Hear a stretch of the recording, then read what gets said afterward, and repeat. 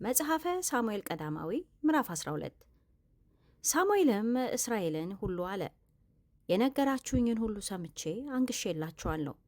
አሁንም እነሆ ንጉሡ በፊታችሁ ይሄዳል። እኔም አርጅቻለሁ ሸምግያለሁም። እነሆም ልጆቼ ከእናንተ ጋር ናቸው። እኔም ከሕፃንነቴ ጀምሬ እስከ ዛሬ ድረስ በፊታችሁ ሄድኩ። እነሆኝ በእግዚአብሔርና እርሱ በቀባው ፊት መስክሩብኝ። የማንን በሬ ወሰድኩ? የማንንስ አህያ ወሰድኩ?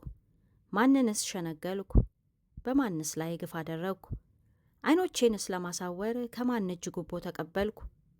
እኔም እመልስላችኋለሁ። እነርሱም አልሸነገልከንም፣ ግፍም አላደረክብንም፣ ከሰውም እጅ ምንም አልወሰድክም አሉ። እርሱም በእጄ ምንም እንዳላገኛችሁ እግዚአብሔርና እርሱ የቀባው ዛሬ በእናንተ ላይ ምስክሮች ናቸው አላቸው። እነርሱም ምስክር ነው አሉ። ሳሙኤልም ሕዝቡን አለ፣ ሙሴንና አሮንን ያላቀ አባቶቻችሁንም ከግብፅ ምድር ያወጣ እግዚአብሔር ነው። አሁንም እግዚአብሔር ለእናንተና ለአባቶቻችሁ ስላደረገው ጽድቅ ሁሉ በእግዚአብሔር ፊት እሟገታችሁ ዘንድ በዚህ ቁሙ። ያዕቆብና ልጆቹ ወደ ግብፅ በገቡ ጊዜ ግብፃውያን አስጨነቋቸው። አባቶቻችሁም ወደ እግዚአብሔር ጮኹ። እግዚአብሔርም ሙሴንና አሮንን ላከ። አባቶቻችሁንም ከግብፅ አውጥተው በዚህ ቦታ አኖሯቸው። አምላካቸውንም እግዚአብሔርን ረሱ። ለአሦር ሰራዊትም አለቃ ለሲሳራ እጅ፣ ለፍልስጤማውያንም እጅ፣ ለሞዓብም ንጉሥ እጅ አሳልፎ ሰጣቸው። ከእነርሱም ጋር ተዋጉ። እነርሱም እግዚአብሔርን ትተን ባኦሊምንና አስታሮትንም በማምለካችን በድለናል። አሁንም ከጠላቶቻችን እጅ አድነን እናመልክህም አለን ብለው ወደ እግዚአብሔር ጮኹ።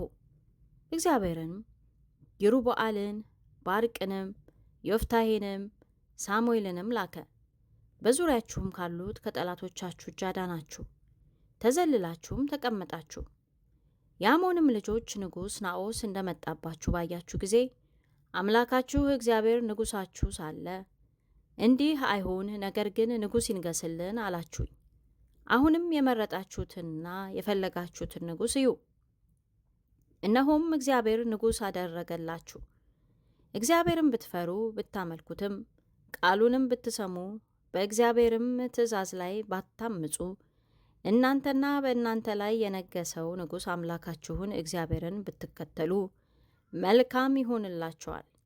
ነገር ግን የእግዚአብሔርን ቃል ባትሰሙ፣ በእግዚአብሔርም ትእዛዝ ላይ ብታምፁ፣ በእናንተና በንጉሣችሁ ላይ የእግዚአብሔር እጅ ትሆናለች። አሁንም ቁሙ፣ እግዚአብሔርም በዓይናችሁ ፊት ወደሚያደርገው ወደዚህ ታላቅ ነገር ተመልከቱ። የስንዴ መከር ዛሬ አይደለምን?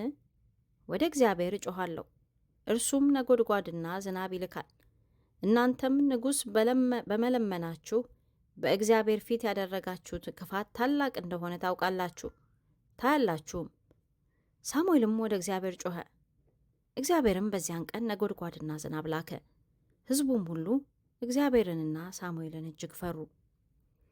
ሕዝቡም ሁሉ ሳሙኤልን ንጉሥ በመለመናችን በኃጢአታችን ሁሉ ላይ ይህን ክፋት ጨምረናልና እንዳንሞት ስለ ባሪያዎችህ ወደ አምላክህ ወደ እግዚአብሔር ጸልይ አሉት።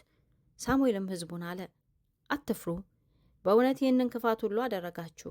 ነገር ግን እግዚአብሔርን በፍጹም ልባችሁ አምልኩት እንጂ እግዚአብሔርን ከመከተል ፈቀቅ አትበሉ። ምናምንቴ ነውና የማይረባንና የማያድንን ከንቱን ነገር ለመከተል ፈቀቅ አትበሉ። እግዚአብሔር ለእርሱ ሕዝብ ያደርጋችሁ ዘንድ ወዷልና፣ እግዚአብሔር ስለ ታላቅ ስሙ ሕዝቡን አይተውም።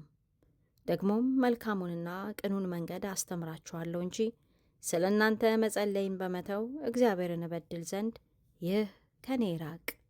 ብቻ እግዚአብሔርን ፍሩት፣ ያደረገላችሁንም ታላቅ ነገር አይታችኋልና በፍጹም ልባችሁ በእውነት አምልኩት። ነገር ግን ክፉ ብትሰሩ እናንተም ንጉሣችሁም ትጠፋላችሁ።